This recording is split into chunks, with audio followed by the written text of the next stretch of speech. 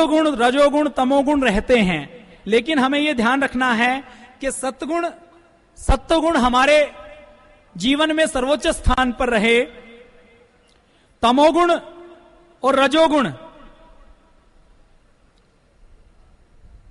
उसके बाद रहे, यह हमें ध्यान रखना है।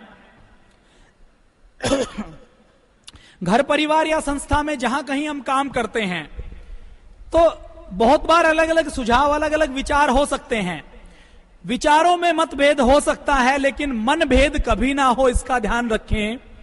कभी कोई निर्णय करें तो आपस में बातचीत करें, आपस में चर्चा करें, लेकिन एक बार जब निर्णय के ऊपर पहुंच जाए तो आपस में मतभेद ना रखें, आपस में अलग अलग विचार ना रखें, इस बात का ध्यान रखें। रसोई घर में जब कभी बर्तन होते हैं तो आपस में वो कई बार खड़क जाते हैं, लेकिन हमें यह ध्यान रखना है कि हमारे बर्तन टूटे नहीं और रसोई घर की आवाज घर के बाहर ना जाए।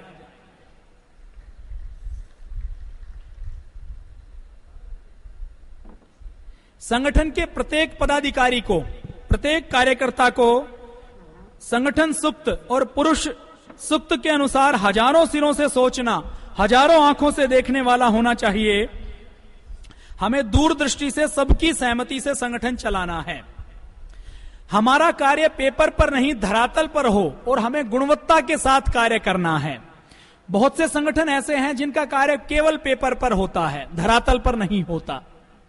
आपके जिले में भी ऐसे बहुत से संगठन बने हुए हैं जो 100, 200, 500 रुपए की 4 कापियां लेकर किसी विद्यालय में जाएंगे, सेवा करने के नाम पर 100 रुपए खर्च करेंगे और उसके प्रमोशन करने के नाम पर 1000 रुपए, 2000 रुपए खर्च कर देते हैं। तो हमारा कार्य सिर्फ पेपर पर नहीं होगा, पेपर के ऊपर भी उसकी पूरी एक्चुअल रिपोर्ट रहेगी, लेकिन साथ साथ हमारा कार्य धरातल पर रहेगा। धरातल पर हमारा कार्य पूरे देश व समाज को दिखेगा। हाँ, उत्तराखंड की त्रासदी पिछले वर्ष इन्हीं दिनों हुई थी, इन्हीं दिनों में उसका पता लगा था। उत्तराखंड की अगर बात करें तो अकेले उत्तराखंड में लगभग 48,000 एनजीओ काम करते हैं। उत्तराखंड में इतने गांव नहीं है। उत्तराखंड में जब त्रासदी हुई तो उन एनजीओ की किसी भी एनजीओ का कोई सदस्य या एनजीओ का व्यक्ति उत्तराखंड की त्रासदी में सहयोग करता हुआ दिखाई नहीं दिया। लेकिन इन सारे एनजीओ की अगर आप पेपर की रिपोर्ट देखेंगे तो बहुत मोटी मोटी दिखाई देगी, फंडिंग बहुत मोटी मोटी लेते हैं। तो हमारा कार्य पेपर का नहीं है, धरातल का है, लेकिन पेपर के काम में भी हमें पीछे नहीं रहना, पेपर का काम भी परफेक्ट करना है।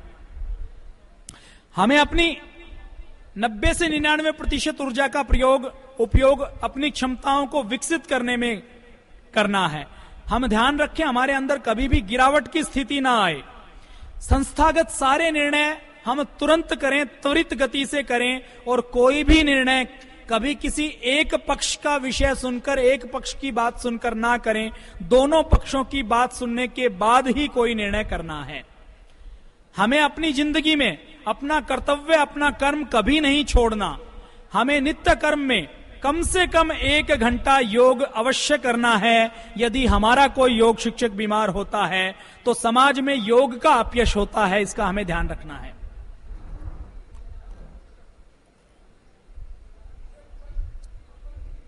संगठन में बहुत सी आंतरिक बातें होती हैं।